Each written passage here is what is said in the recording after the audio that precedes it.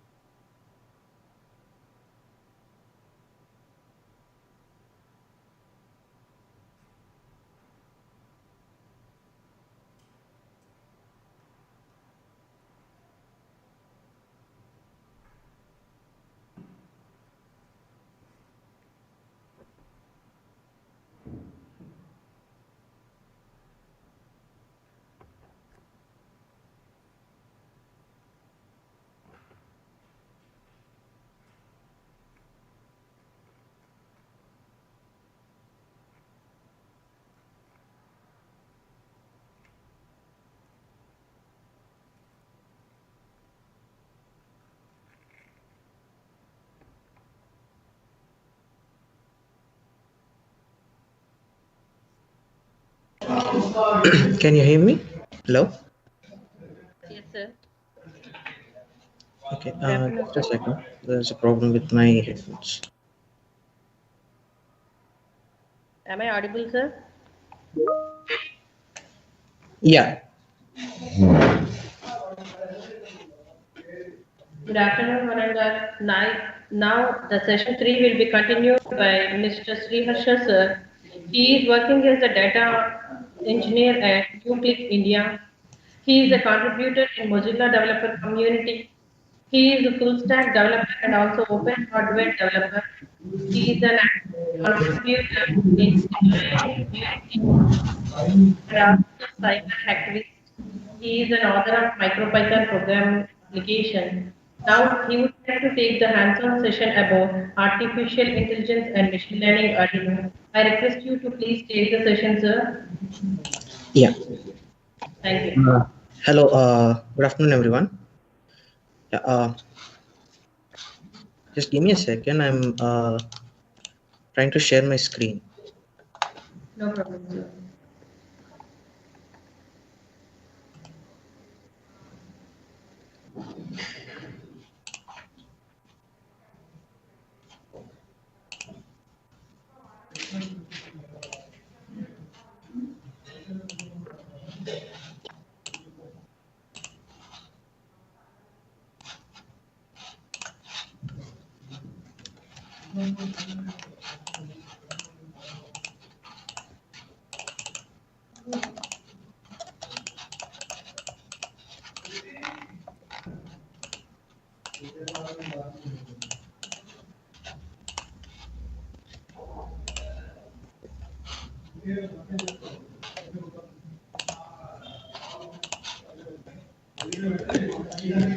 Yeah.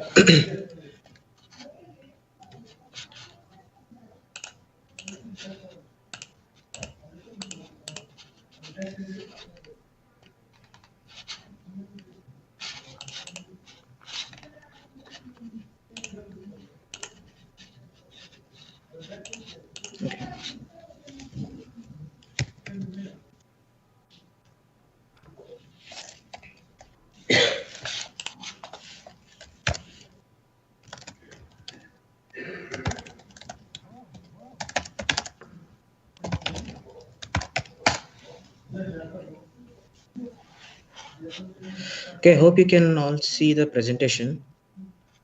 Yes, sir. Yeah, We are able to see. Okay. yeah. So, well, hello, everyone. Good afternoon. I'm Harsha. So today I'd be taking a session on how we can use machine learning in IoT.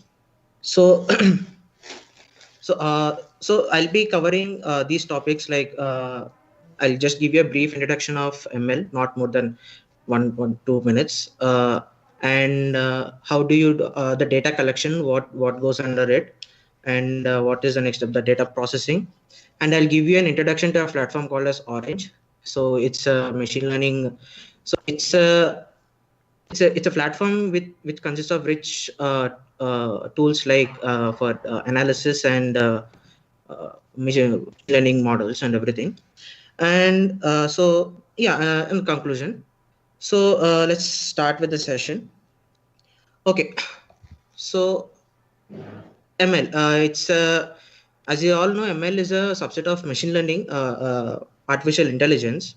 So ML generally focuses on the statistical methods of data. So uh, stat, uh, if we want to predict so machine learning is nothing but if we want to predict something, which if you want to predict or if you want to make a machine learn something without actually telling what to do next. So that comes under artificial intelligence, and machine learning is nothing but to teach machine how what to do with the data and how what can be learned from the data.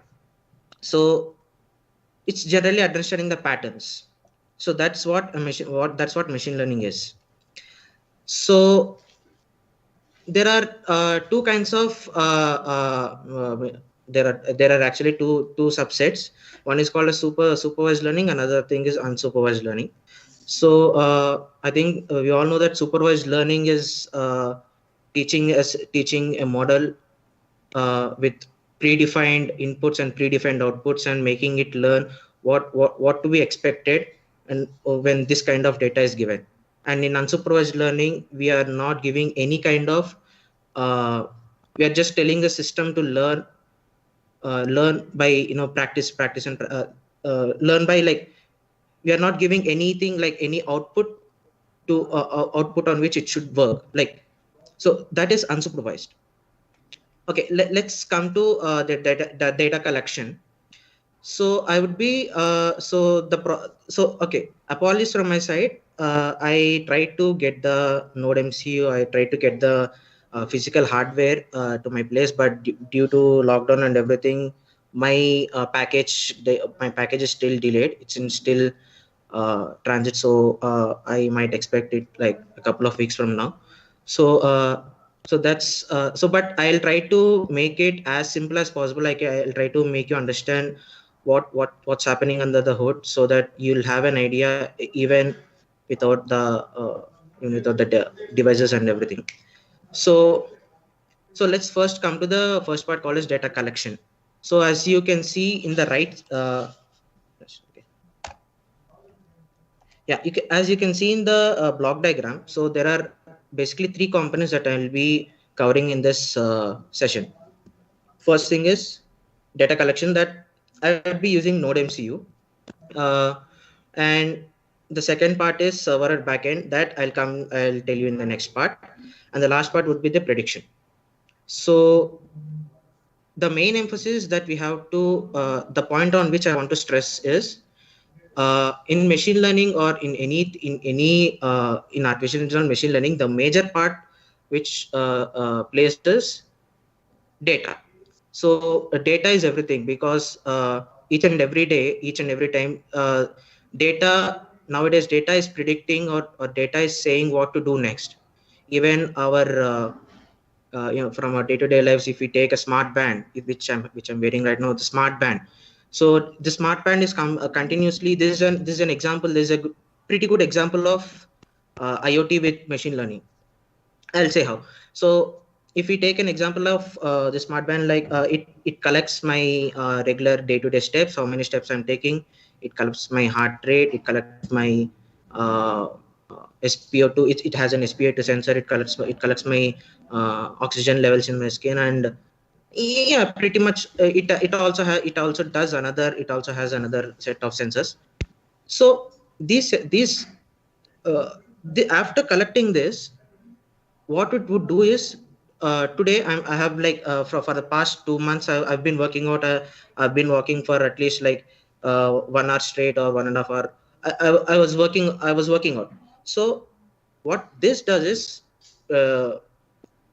on next day, it comes with a pair app. It comes with an app in the in your mobile phone. So what it does is, so what it does is, it predicts what kind of exercise I'll be doing today, how much steps I might take today, or even in some days, even in the middle of the days, I used to run like in the evenings. So it takes all of them into consideration, and it tries to give a graph saying that you might walk these many steps today, you might have burn these many calories today. So that's a pretty good example of today's machine learning and IoT sensors. So the main point I want to stress is data, collecting the data. So I would be explaining that part right now. So uh, data can be collected. The data is collected from in hardware from an endpoint called a sensor. Sensors are nothing but the endpoints. So the sensor might be anything. For today's session, I would like to take an example of temperature sensor and humidity, temperature and humidity, THD sensor coupled with node MCU.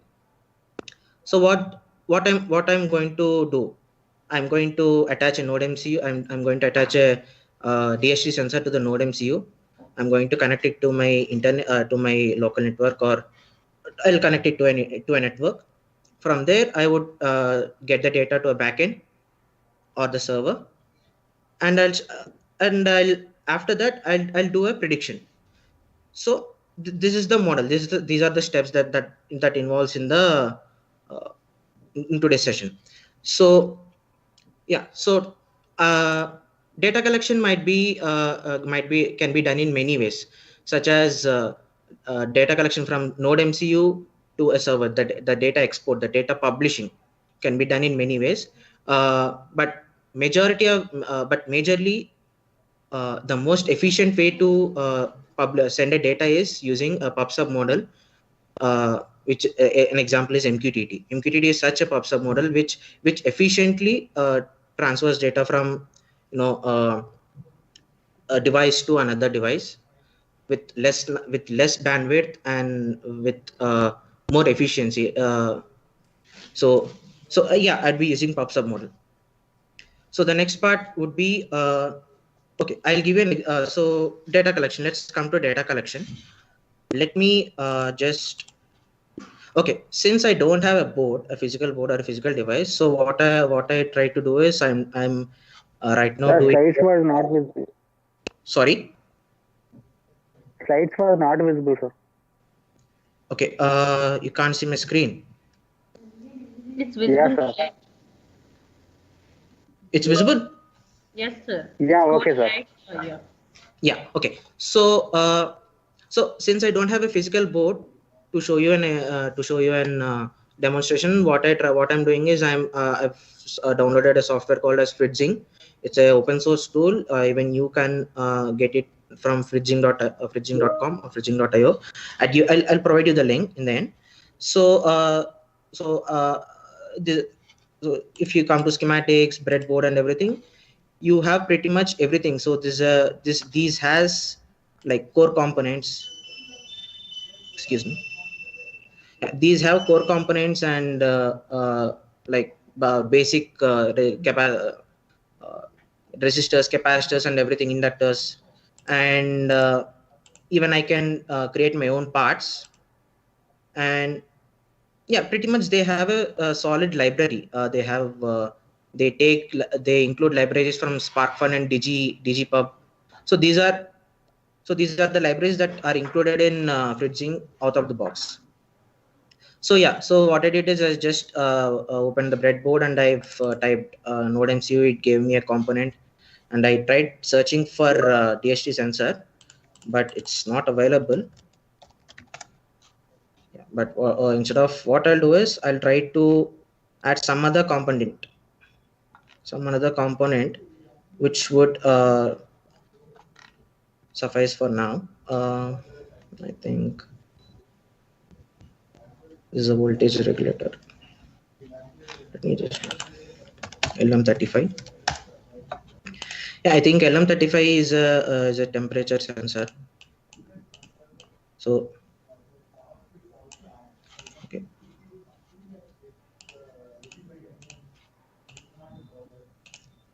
I think I have to add this somewhere here.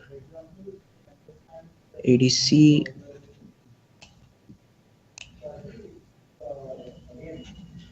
I think the middle part is ADC, and the other things are VCC and ground.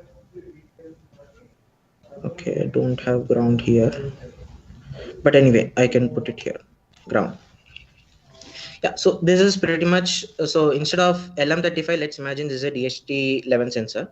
So even it has three pins, but instead of giving the pin to ADC, I would give it to some GPIO pin. So that would solve our problem.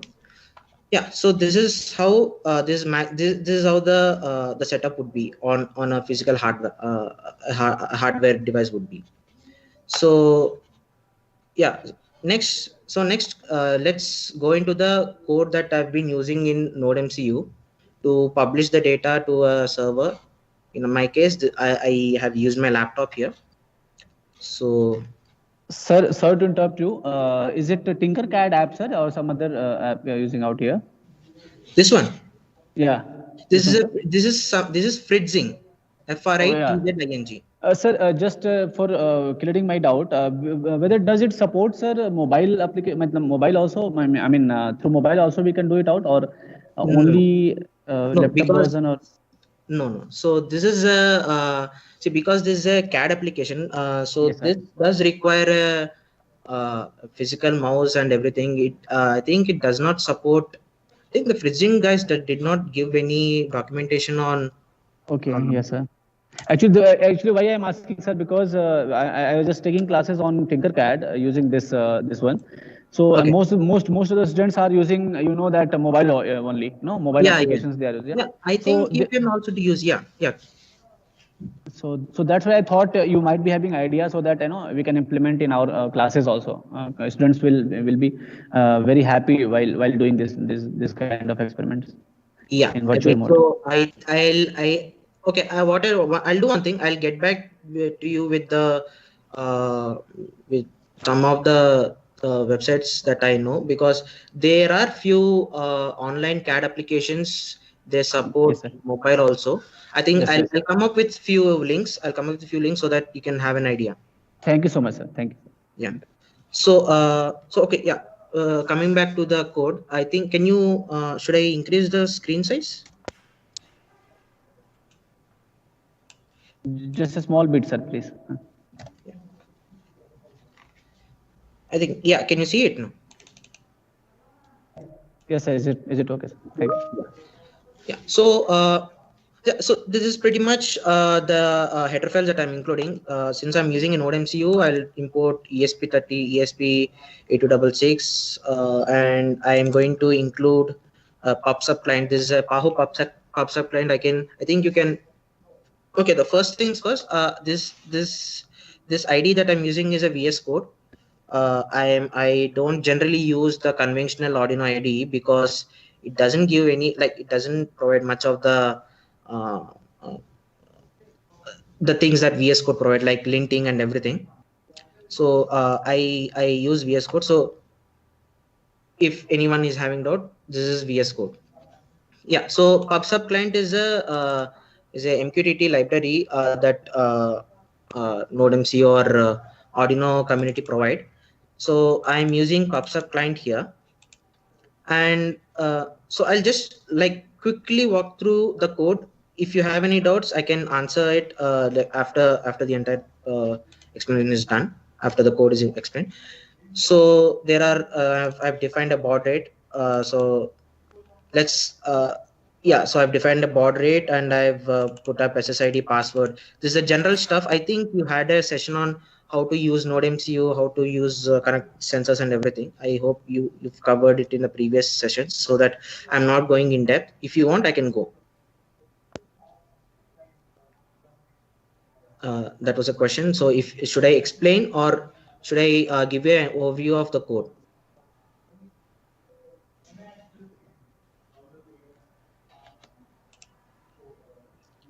Okay, anyone there?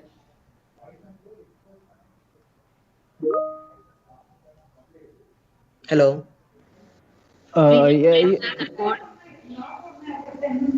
Yeah. Yeah. So the question was, should I give an overview of the code, or should I just explain step by step?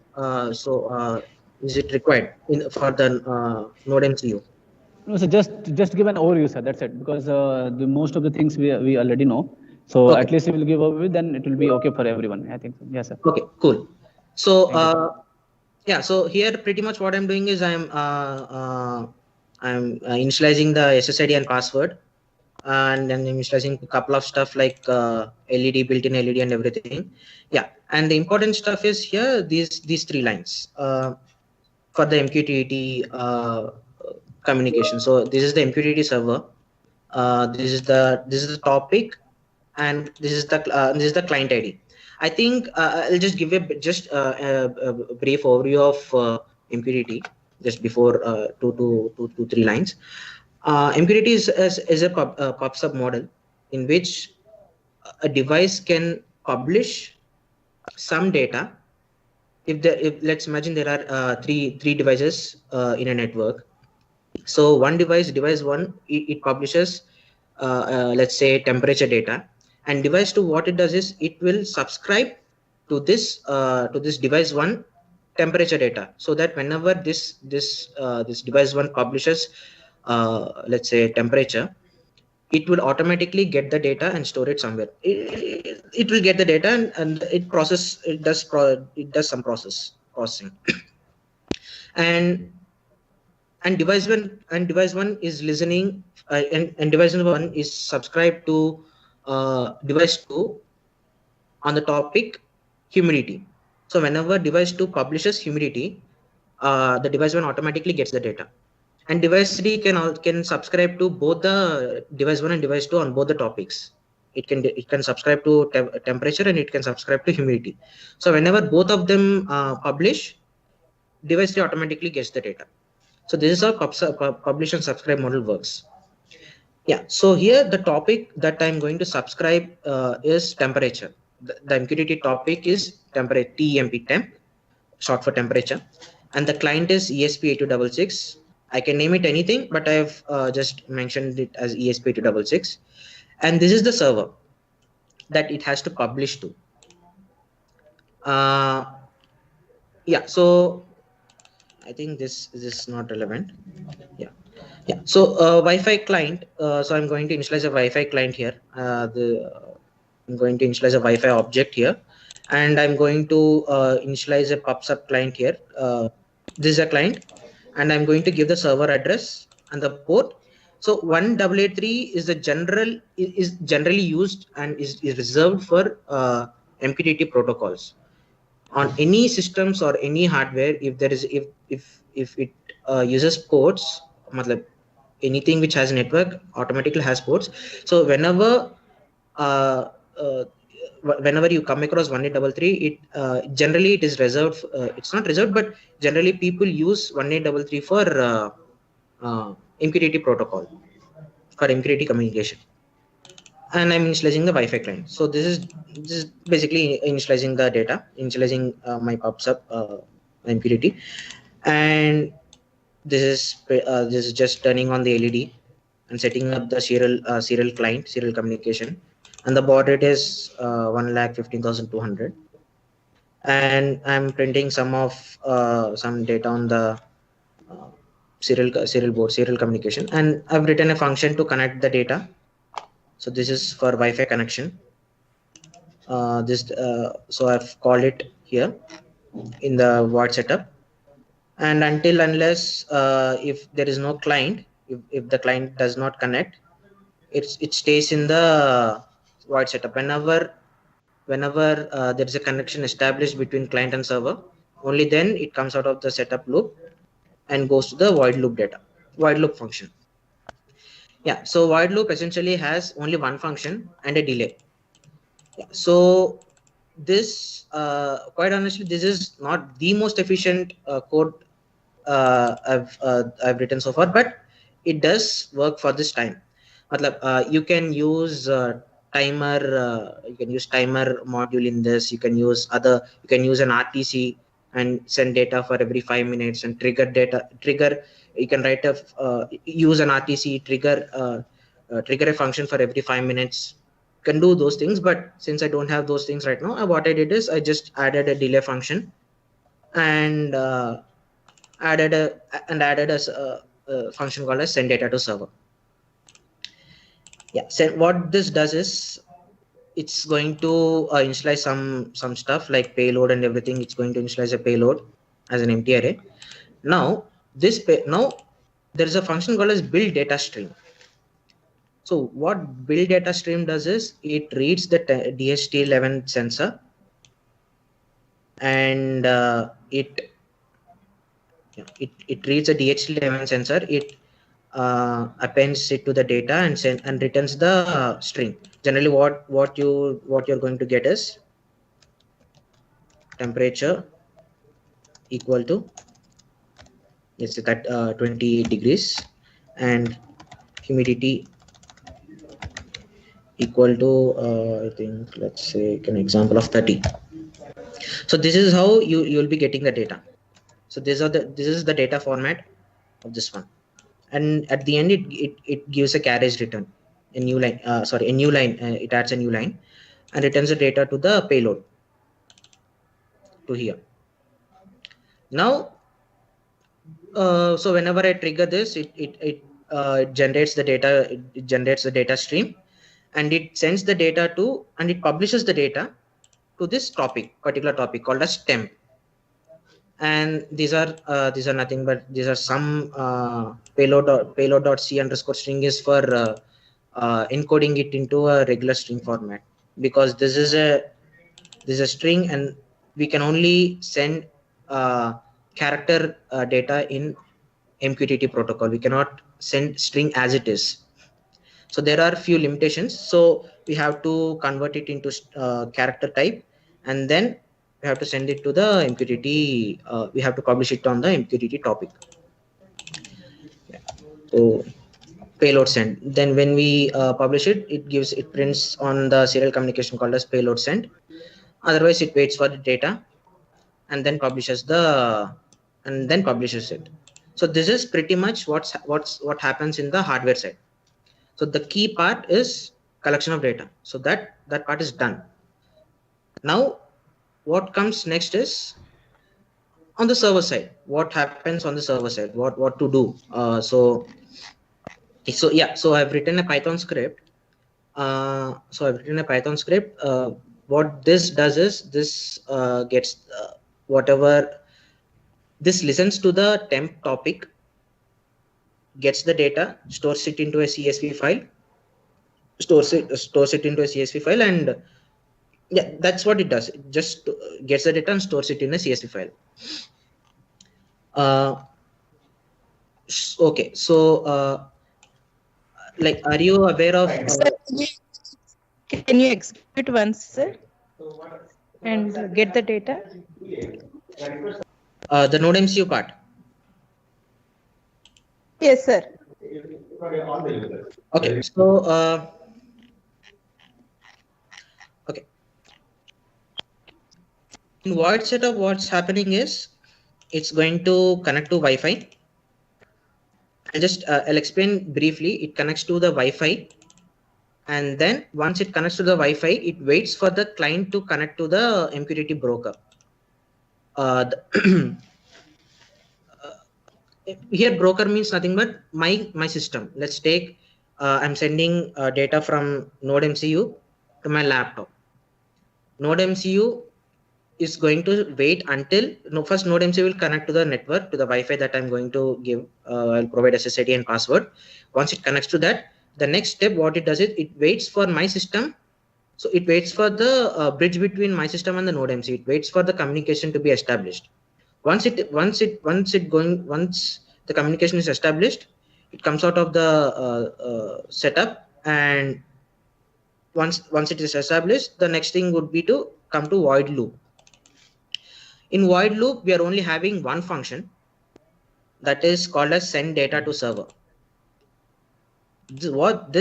Okay, when I'm calling this function, what's happening is initially what I'm doing is I'm just declaring a string called as payload and a payload array, and some initialization. I'll come to that part later. Here what's happening is I'm calling another function called as build data stream. So what build data stream does is it basically what it does is it reads the sensor data and makes it into a string. Just makes it into a string that I'm highlighting it.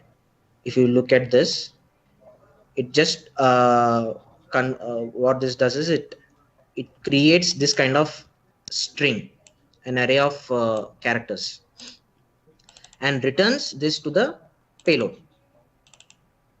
So this payload, I'm going to publish it on the MQTT topic. The topic here is temp. So all this thing is like I think most of the things can be self-explanatory, but if you want, I'll explain. This payload.c underscore string is nothing but converts string into character array, because MQTT does not support this API does not support client MQTT.publish does not support string variables, string data types. It only allows character arrays. it only allows characters. So what I had to do is I had to convert this into a character array, and then I had to send it to the topic. I had to publish it to the topic. So this is what's happening in the data in the node MCU.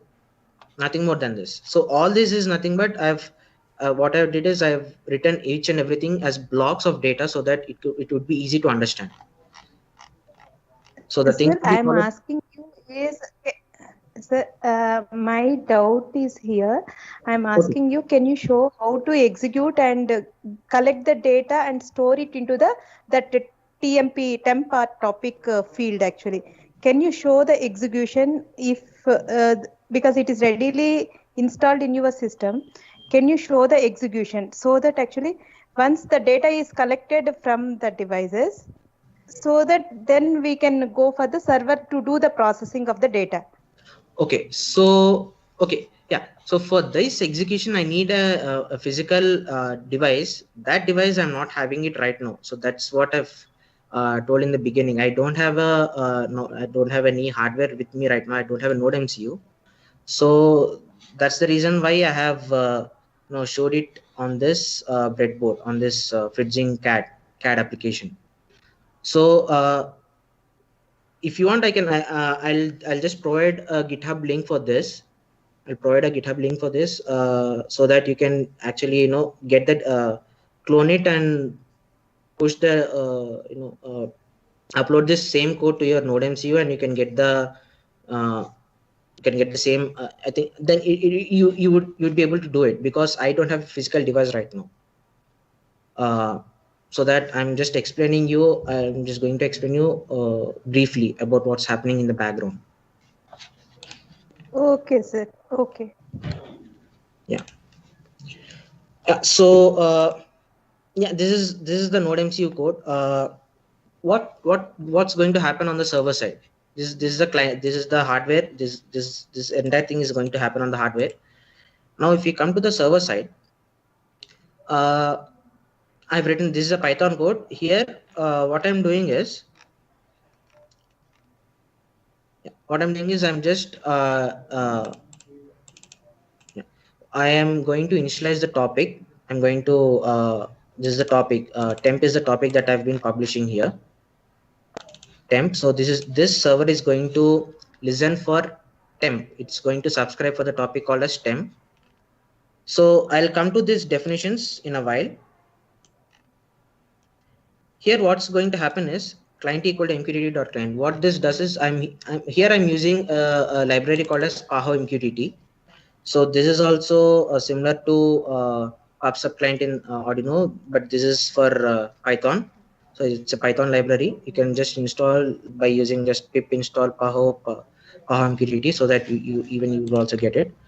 So I'm initializing the client, and I'm also defining two functions here, on connect and on message. So those are nothing but these functions. I'll just give you an example in the next steps what's happening there. And client.connect localhost, this is the port. Localhost is nothing but my own device. And next thing is client.loop start. So what this does is it continuously loops, and it continuously listens to the given topic. It continuously executes the same topic. If it's subscribed to multiple topics, it continuously listens to them. So this is what client.loop does. And it's going to sleep for every 2 seconds to 20 milliseconds. This just for a delay that I've added. If you want, you can do it, or otherwise you can just leave it. And yeah, on connect. So what happens on connect? So when node MCU connects to this server, so initially it's going to subscribe to a topic. So client.subscribe. Here what's happening is it's going to subscribe for that for the topic called as temp. So this is what is happening on connect. The major part that we have to concentrate here is on message. So whenever the node MCU publishes some data, not some data, whenever the node MCU publishes the temperature and humidity data, it's going to get the message. Here the message is nothing but the payload. It's going to get the payload, and after getting the payload, I'm writing it to a CSV file. So that's what I've so write to file is nothing but it's another function where what's happening here is I'm opening a temp underscore log.csv file, and I'm appending the time and date and the message payload. Here the message payload is nothing but temperature and humidity. So it's going to give us date, time, temperature, and humidity. So each and every time whenever the data comes, it's going to come to this function. It's going to come to this function. Then then this function calls another function called as write to file. This writes to a CSV file, and then returns to the parent function. So this is what's happening. This is the major part in the collection of data. Now with this data collection is completed. Now we have with us a CSV file. Let me just give you show you a CSV file that I've generated previously.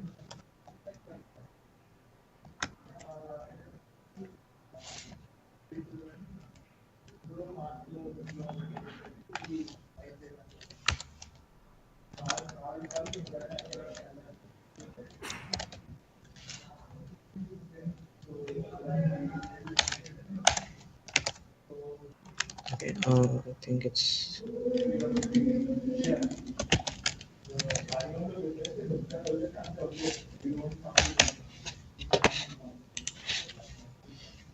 yeah. So yeah, so this is the data set. This is the data set. This is the date, time, and the humidity values. So these are so okay. So before this, what I want to tell is before doing this, what I did was I did some pre-processing on this file. So what you get is date, time, temperature, humidity. But what I did was I added these fields: date, time, temperature, and humidity in the headers, so that we'll have an idea. And the field. So this field is nothing but depending upon the temperature. So what we'll be doing in this in the upcoming prediction is what we'll predict is depending upon temperature and humidity. What do I feel? Do I feel cool if the temperature is less than 20 or less than 22 or 25? I feel cool, but it also takes into consideration of humidity. Whenever the temperature and humidity are 20 and 22 and 20, I feel cool. So I think you generally get an update in the mornings in your mobile phones, like today you'll feel like cool, it feels like hot, feels humid today, it feels humid today. So this is what we are going to predict depending upon the temperature and humidity. What is the feeling? Do we feel cool, humid, or hot? So this is the data set that I've collected. So I think I approximately have 337. Yeah, I have 336 data points. But in general, the more the data points, the more accurately we can predict what's happening. The more accurately we can predict with less error margin. So that should be the thumb. That should be the thumb rule. The data should be more. We have to get more amount of data. But because of even this data, this data is collected. This is not my data. I have fetched this data from my office network, which is there which is not here. I pulled it from there. So I was only able to get 336 data points. I was only able to run the code for 2 days. So yeah, so this is the data set. So this is the data set we have. Now the next thing would be, yeah, no, the data collection is done. The next thing is pre-processing. So that is what I did. I even also got few null values. I got few null values. So what I did was I have filled it with 22. If there is no value, if there is any null value, I have filled it with 22. We can also fill it with zeros, or if we can always fill it with whatever values that we want depending upon the data set. Since I could see 22, 22, 22, 23. So what I did was I have filled null values with 22, so that we don't have any any miss no, any errors in the data, so that while doing any predictions on it, we'll have a proper data set. So that's what I did. So data pre-processing is collecting the data. Once the data is collected, applying some data munging to it, doing some data munging, like filling the null values and adding some new data points, like new features to it, and also understanding what are the features and what are the target, what do we want to predict, and what are the features that are going to help in predictions. So these all comes under data pre-processing.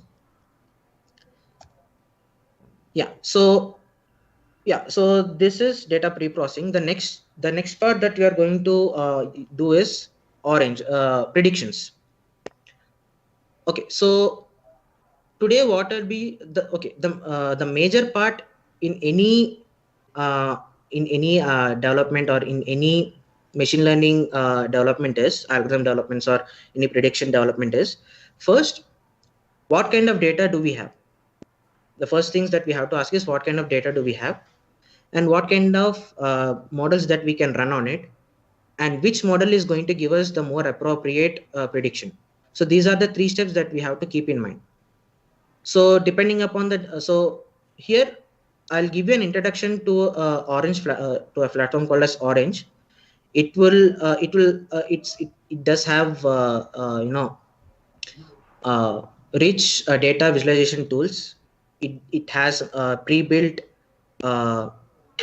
it has pre-built models, machine learning models, so which will help us understand what kind of model should be applied to our given data, to our data. So I'll just show you what it is.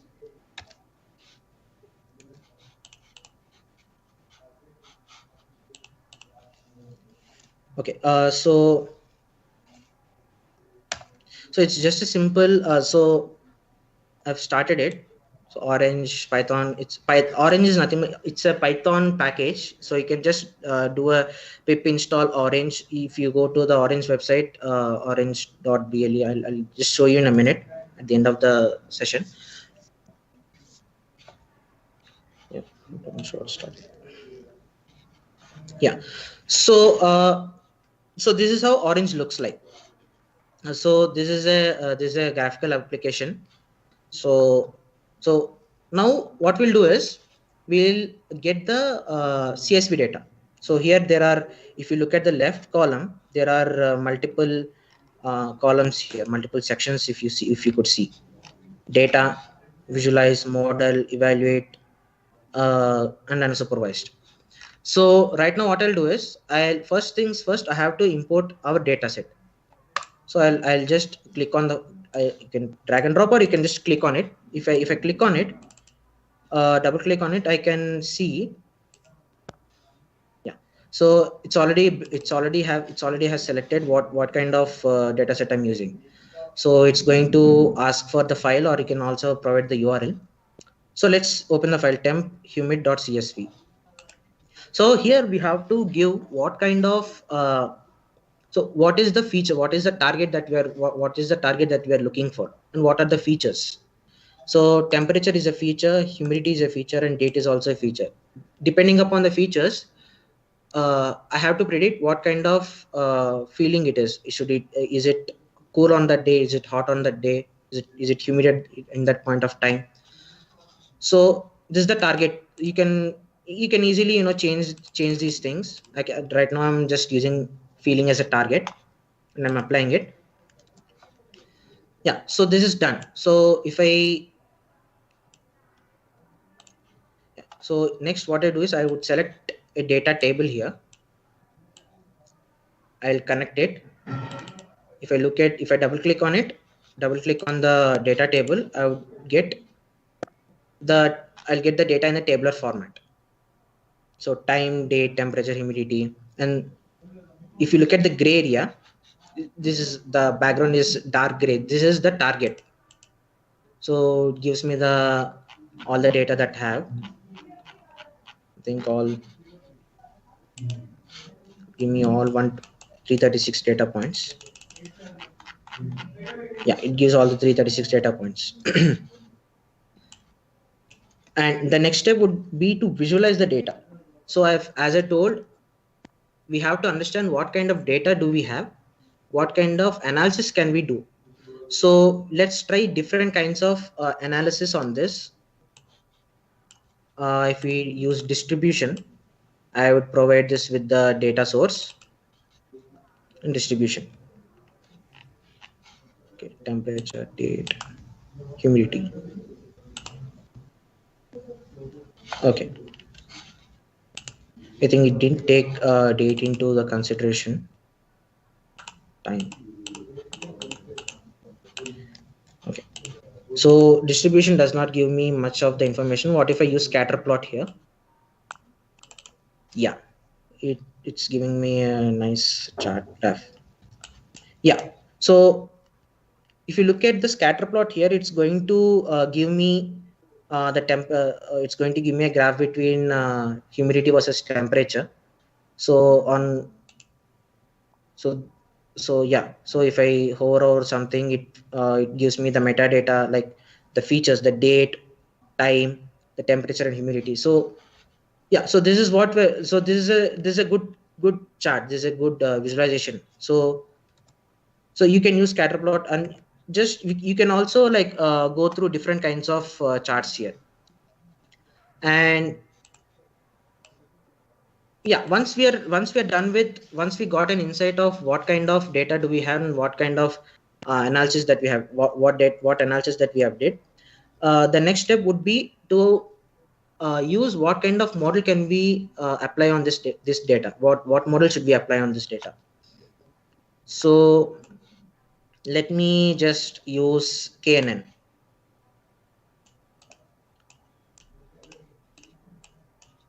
Yeah. So when I provide, okay, so before going to this, so as I said, in machine learning, we are having supervised and unsupervised learning.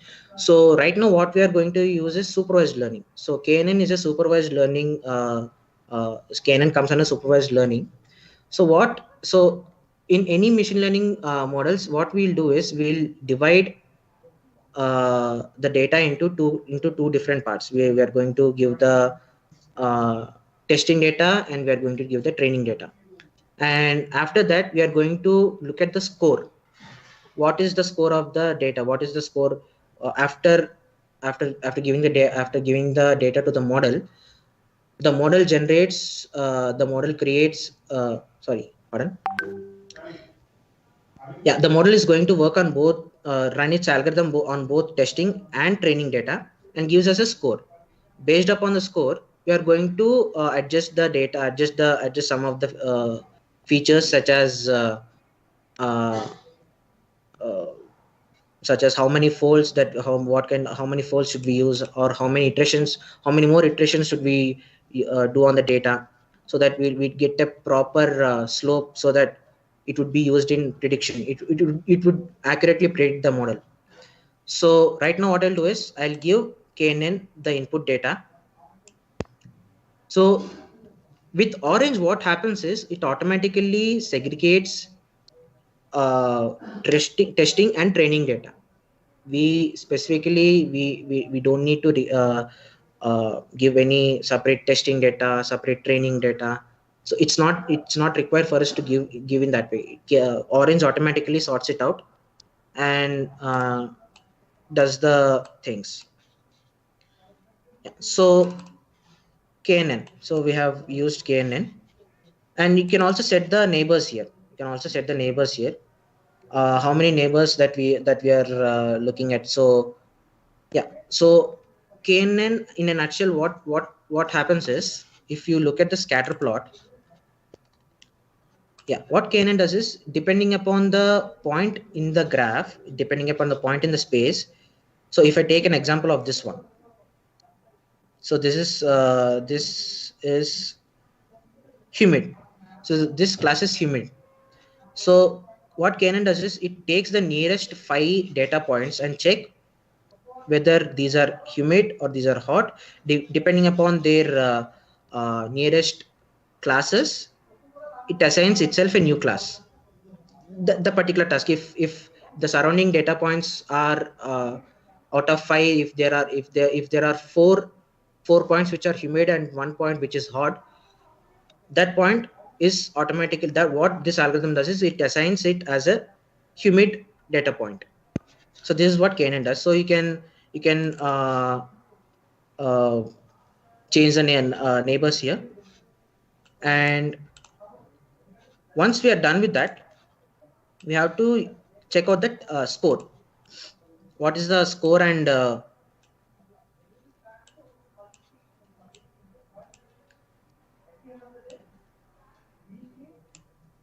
yeah, so let's look at the score. If you look at, okay, what's happening here is, what's happening in this block is, so I'll be giving the data to both both the model and the test and score widgets. What happens here is, as I said, excuse me. So as I said, both testing and training data are managed by the Orange platform. So it automatically gives us the accuracy. It automatically gives us all the it automatically gives us the testing and the testing result, the training result here. So here the accuracy of this model is 97%, 0.977. So it's almost 97%. So next, what I do is, I'll add a prediction. I'll add a prediction to this. Just a second.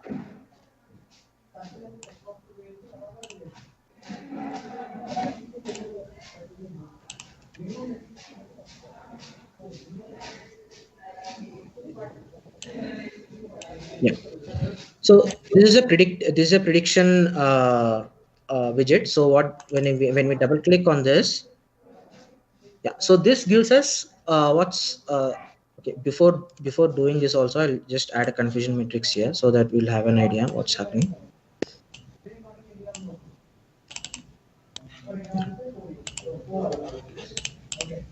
Sorry.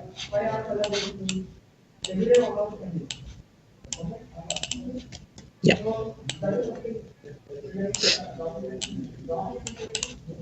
Okay. So let's come to predictions. So this is the actual result. So this is the actual data set, and this is what the KNN has predicted. So if I look at, I remove this. Okay, let's look at this. Yeah. So if I check, most of the prediction is true, but except for some, yeah. So if you look at this data, the original data in the training, the original data set has cool, but in the prediction it has given this as humid. So there are few errors. So as you have seen in the prediction table, it predicts with an accuracy of 97%. So there are few mismatches here. There are few errors here. Accurately, it should approximately be like 6 or 7. Yeah. Yeah. So this is what KNN does. So let's look at the confusion matrix also. Yeah. So in confusion matrix, what confusion matrix does is, it gives us what are the actual values, what are the predicted values, how many actual values are true and how many actual values are false, like true positive, true negative, false positive and false negative. It would give us that kind of data. So if you look at, I'll see if I can scroll this.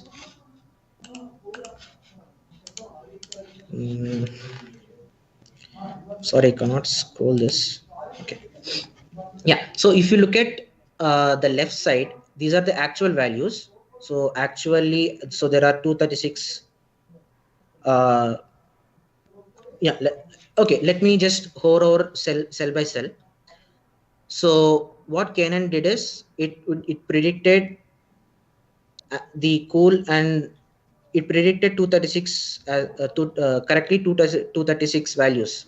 Like out of all the values, 236 are cool actual values, and even the predicted values are also cool.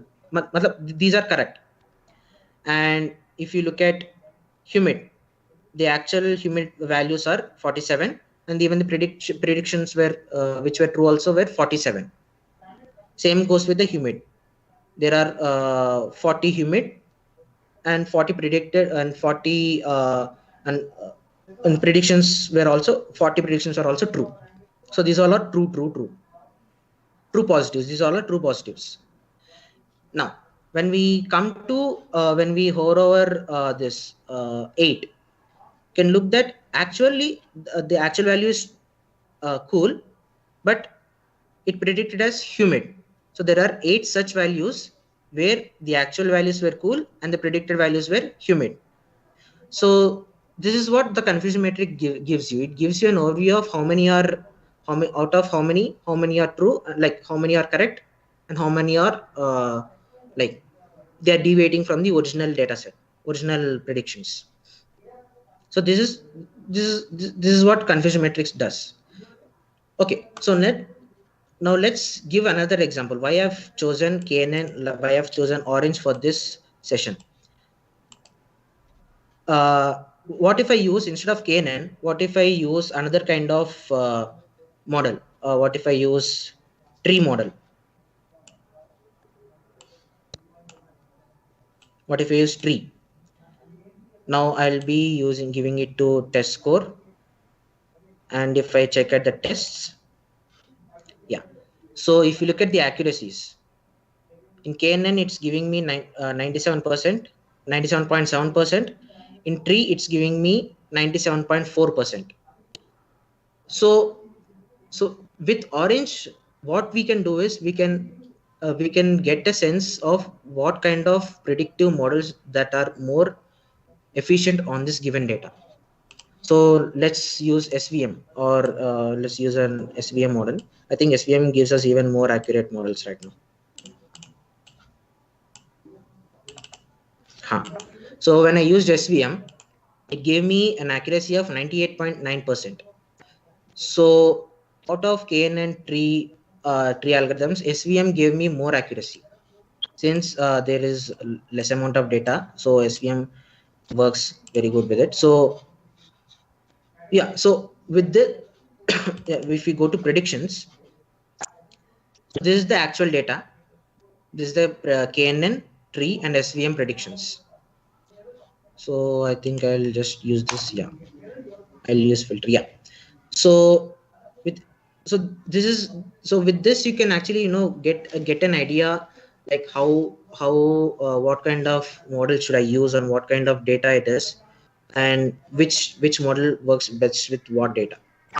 So this is why we use generally in development, while rapid prototyping, what we generally do is we pre-process the data, and we apply these kinds of tools, these kind of platforms to get a sense what kind of data set, what kind of model should I be using on this data.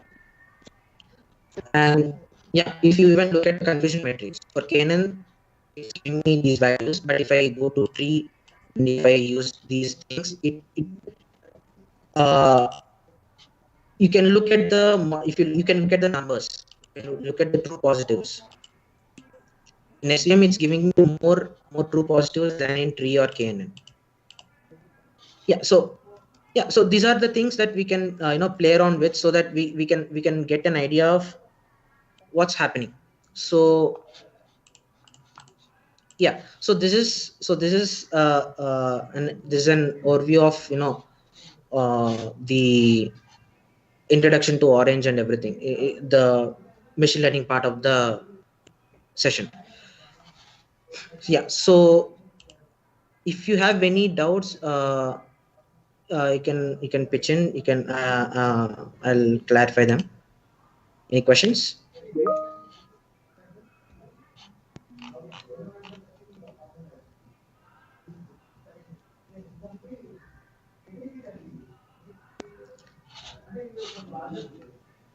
Hello. Sir. Yeah. So, are there any questions? So, should I repeat any of the topic, any of the segment? If you want, I could repeat it. Are there any questions, or should I repeat any of the stuff?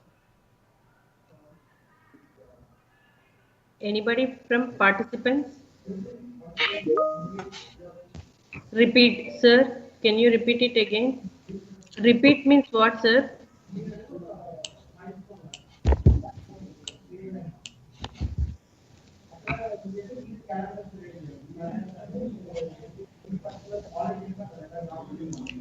Okay, what should I repeat? So, do you want me to give an overview of Orange again? Harikumar sir, Naidu sir, Harikumar Naidu sir. Repeat means which topic you want to listen, sir?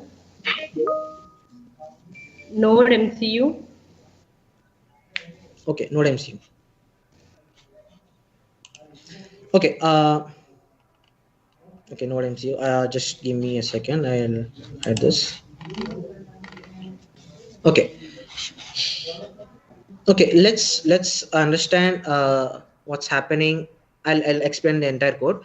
Let's understand what's happening. What Node MCU plays a part in this entire uh, in this entire process. Node MCU just sits there, collects data for every 5 minutes, sends it to the server.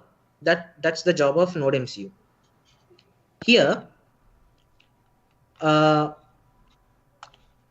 these are nothing but these are just these are just the libraries that I've included for this program to work. So ESP8266 Wi-Fi client and PubSub client for MQTT and DHT for the DHT sensor.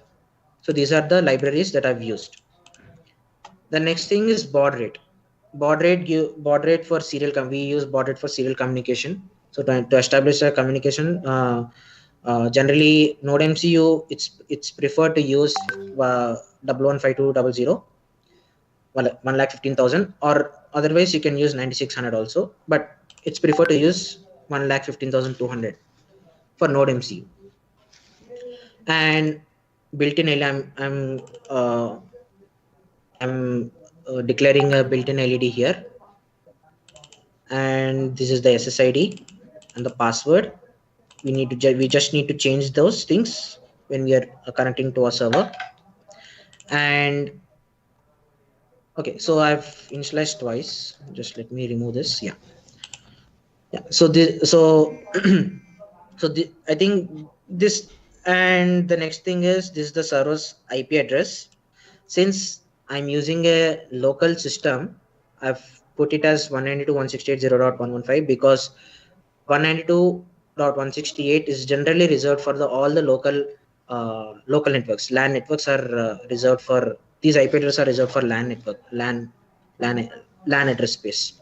So if we are having any domain name, let's say example, if I'm having some domain name such as collect.sensors.com or .in, so I can just replace this domain name with this one. Or if we are using any servers which is in the cloud, we just need to provide the IP address here and just we just need to replace whatever it is, either it is an IP address or the domain name. So that's the MQTT server, and the topic that I'm going to publish is temperature here. So instead of temp, I'll use DHT topic. So this, I think this would give you more this is more meaningful. So DHT topic is a topic name that I'm going to use. And this is the client ID. Since everything should have an ID, so everything should have an ID. So I have used client ID as ESP266. We can also use something as whatever ID that we want. We can generate a new set of random hash IDs and we can initialize them here, or we can use something.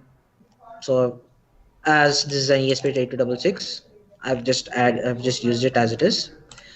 And these are nothing but initializing the Wi-Fi client and the PubSub client. While initializing the PubSub client, I have to give the server address and the port. And in void setup, I'm just turning on the LED, and I'm initializing the serial communication, and I'm establishing the serial communication here. Then after establishing, what I'm doing here is I'm connecting this node MC to the Wi-Fi. Until now, we haven't connected this yet. We've just initialized all the variables. We haven't connected it. So this function, what it does is it connects to the Wi-Fi. So this function, the snippet I have written here, the code definition is here down here. So Wi-Fi begin. Until it connects to the Wi-Fi, it stays it stays in the loop and just prints the dots. It stays in the loop until the Wi-Fi is connected. Once the Wi-Fi is connected, it gives the IP address. It prints the IP address and some of the stuff connected to Wi-Fi IP address in the serial monitor. So it prints the IP address and it comes back to the parent function, the void function, the calling function, void setup. After that, it's going to connect to the client.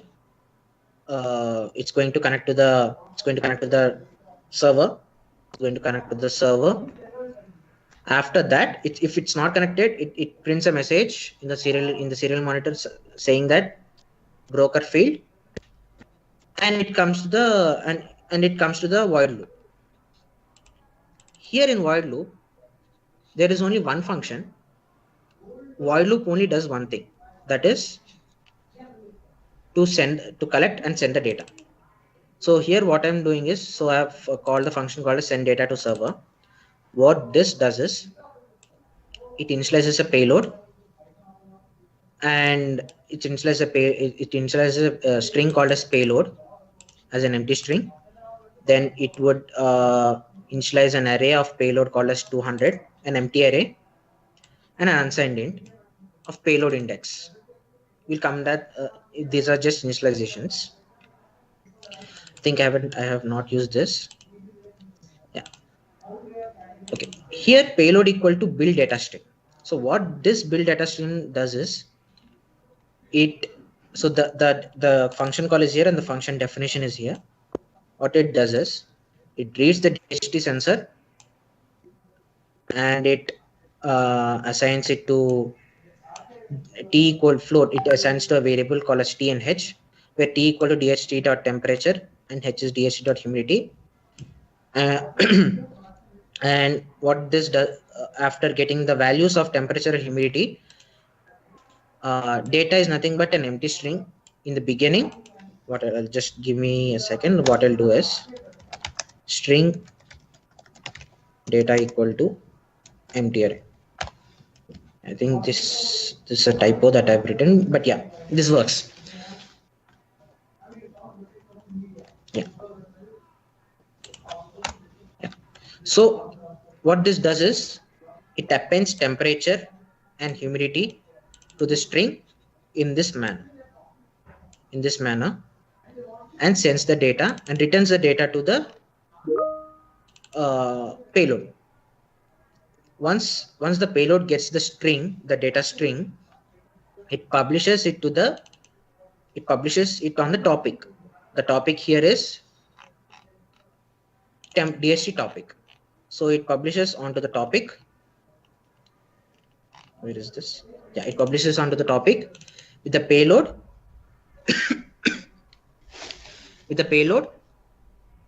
once if the connection is failed, it waits for the connection and again sends the data to the client. Sends the data to the client. So this is the node MC. This is the part where this is the node MCU part. So this is what node MC does. It just collects the data stream and sends the data to the server. Yeah. So I think I've explained it. So do you still have any doubts?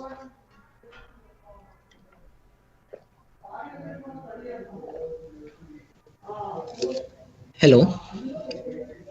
Sir, this was Python code. How Yeah. to upload this code into Node MCU board? Yeah. So yeah. Just a second. Yeah. So this sits on this Python code sits on the server. This Python code sits on the server. The server executes this program, executes this script, and it collects the data. The Node MCU just has this single code. Node MCU, this single code, Node MCU serial SD card cloud. It just has this code. What this code does is it collects the data and sends it to the server. On the server, we are having this code, this script called as MQTT listen. So this sits on the server, not on the Node MCU.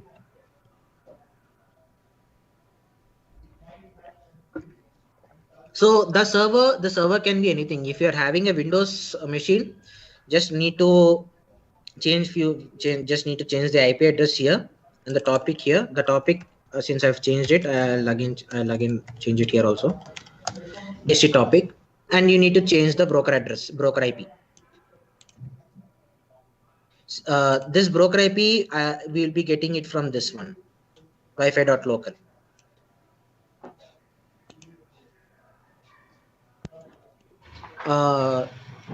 So do you have any questions?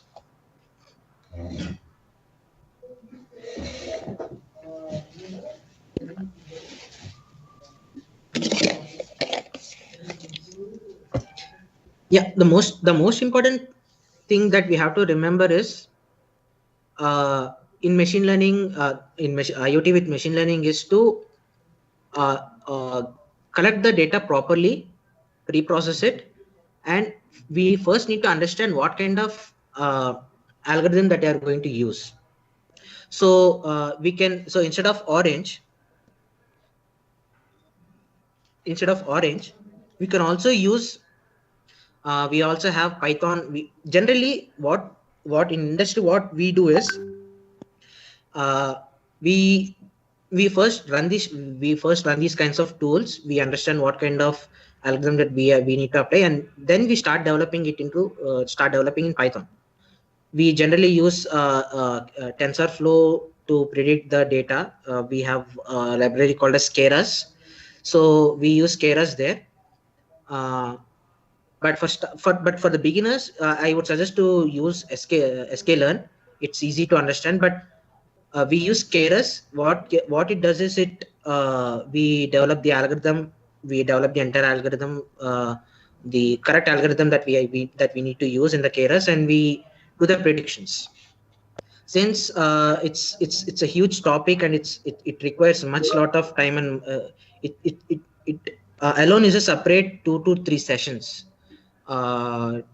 So understanding what machine learning is, understanding what kind of what is a training, the concepts of machine learning does take time, and so that's why today I've introduced this platform called as Orange. So do you have any questions now? I would answer them.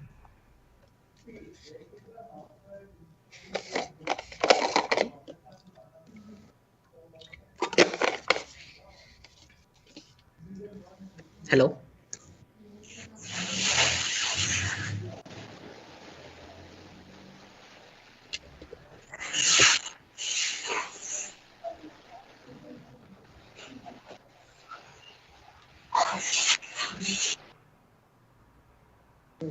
Participants, any queries?